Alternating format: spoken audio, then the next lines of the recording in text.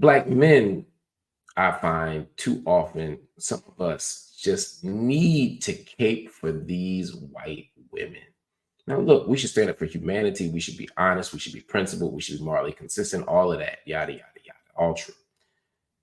But sometimes, y'all go out y'all way to jump in front of the moving bus, to jump in front of the truck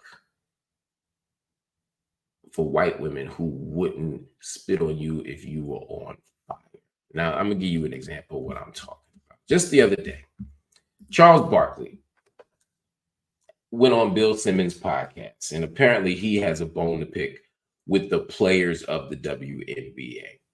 And is he mad at them for what? What's the issue? What's his outrage about the WNBA? Is he outraged that the league doesn't give them enough resources, enough money? Is he not worried? Is he worried they don't get enough television appearances? Is he worried that we haven't put a developmental pipeline sufficiently entrenched in communities so that we have new generations of girls playing hoops? Have we not raised salaries enough so that, women NBA players, WNBA players can don't have to go overseas and risk their lives like we saw Brittney Griner do in Russia? I mean, these are conversations we could have. You could stand up and fight for how these women are disrespected, all the things. But no.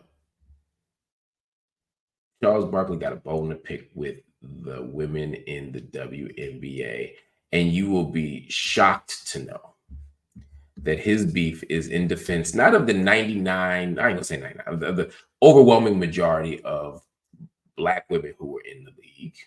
No. The Chuckster is defending Ms. Caitlin Clark. Listen to this. These ladies, and I'm a WNBA fan, they cannot have this Caitlin Clark thing up any worse if they tried. These ladies, and I'm a WNBA fan, they cannot have this Caitlin Clark thing up any worse if they tried. People believe what we say on television. Just because people don't like you or your personality, they can't get on TV and slander you. It's just total bullshit. This girl is incredible. The number of attention, eyeballs she's brought to college and the pros, and for these women to have this petty jealousness, you say to yourself, damn, what is going on here? And the thing I love about her, she never says a word. But these ladies, who I love and respect their game, they couldn't have this thing up any worse. There's been so much negativity, and a lot of it is just petty jealousness. These ladies, and I'm a WNBA fan. So that's your boy Charles Barkley saying how badly these WNBA women have just bungled the Caitlin Clark affair. Let me say a couple things. First, I like Charles Barkley. I love Charles Barkley. Charles Barkley was my favorite player growing up. I think he's a great TV analyst, and I think he's right a lot more than people give him credit for. But when it comes to racial politics, sometimes Charles puts a little too much dip on his chip, and he be off base.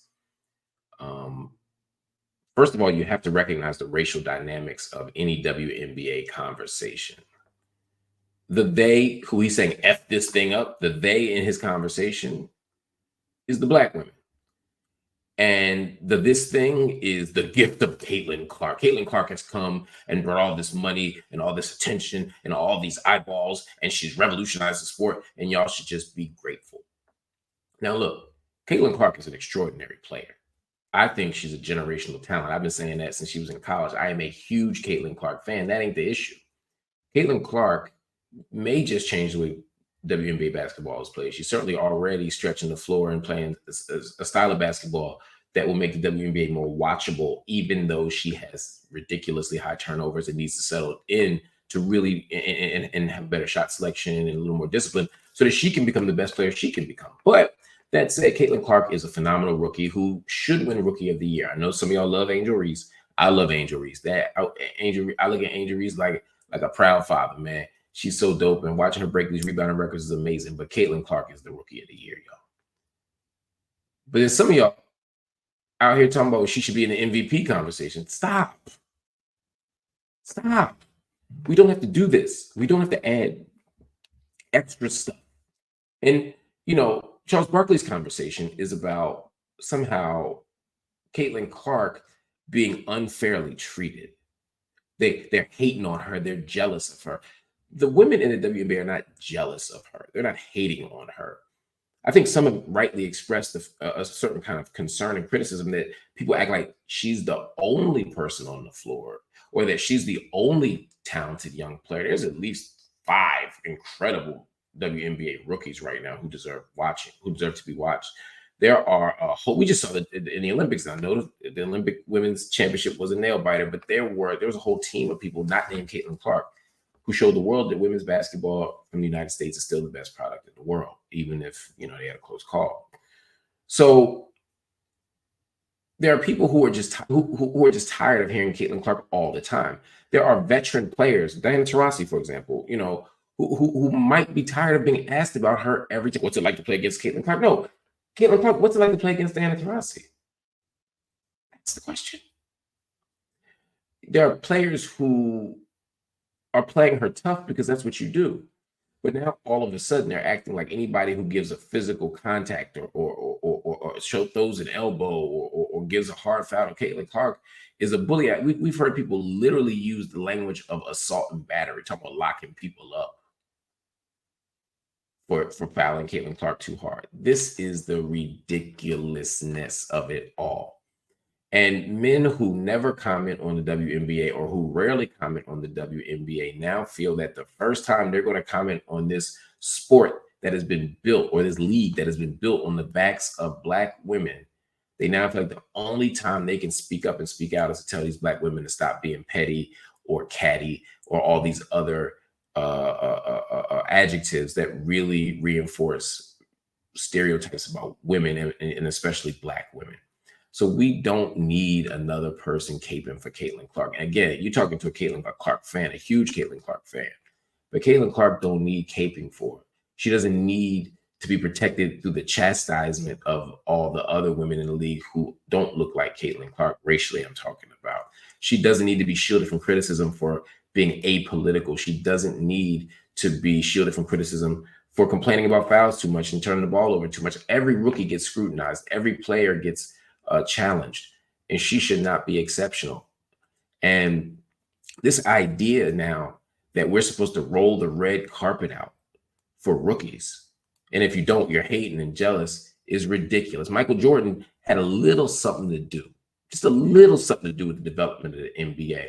But as a rookie, even though he was Air Jordan and had these amazing sneakers that were just coming out and was selling and scoring 1 million points and rookie of the year and in the all-star game and all the things, it took years for him to get the reverence from the peer group he was going against. Isaiah and them, Magic and them, Bird and them, they didn't run over and kiss Jordan's ring when he came into the league. Charles Barkley, when you started on the Sixers in '84, you were drafted in 1984. When you started that 84-85 season with Dr. J and Moses Malone, were they kissing your ass? And the people you were playing against, were they giving you hard fouls and throwing you on the ground as you came off the bench? When Shaq came into the league, how'd you welcome him? When Larry Johnson came into the league, even though he had all the acclaim and all the Grandmama on TV shows, how did you welcome him, Sir Charles? So why are you expecting these people to do something different than what you did and than what everybody else did? How committed are we to white women? There's a comment coming here from Adrian that's interesting. It says it's race, but it's also patriarchy.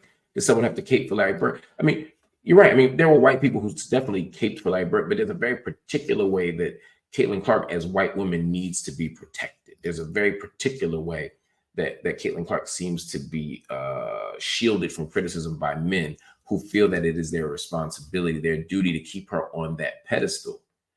And the thing is, Caitlin Clark ain't asking for it. Caitlin Clark isn't asking people to protect her. She's out here. I mean, she complains a little too much. And like I said, does some things I don't love. But all rookies do. That's not a knock on Caitlin Clark. Again, she's a wonderful player. Let her play. She'll be okay without 15,000 Negroes on Twitter and another 100 on TV jumping to eat bullets for her. While y'all watch Brittney Griner sit in a prison in Russia and not say a mumbling word. I think that's the most frustrating part of all of it. This white woman didn't ask for help, and y'all dying to give it to her. Whereas black women, you've had black women with dealing with issues around maternal health. I'm talking in the WNBA, issues around maternal health, around cancer, around tragedy, around lost gun violence, not to mention literally being kidnapped as a political prisoner in Russia. I mean, like, there's so many things, and y'all didn't say shit. And now all of a sudden, y'all WNBA observers who got to say something about Caitlin Clark and hushing up all the sisters. Come on, man, knock it the blank off. That's all I'm going to say. So look, Charles Barkley, I love you. I do, my brother. I love you. I'm a fan. But you tripping on this one, bro. Leave Caitlin alone. She'll be fine. There's a whole lot of other fish to fry, even if you want to talk about the WNBA. Although I suspect that when Caitlin Clark ain't on the table, y'all ain't going to have nothing else to say about the WNBA. And I know y'all are going to say that's the point, right? That she brings all the attention, all the eyeballs, all the critique, all the excitement. She don't have to. Y'all could watch Asia Wilson right now make an impressive run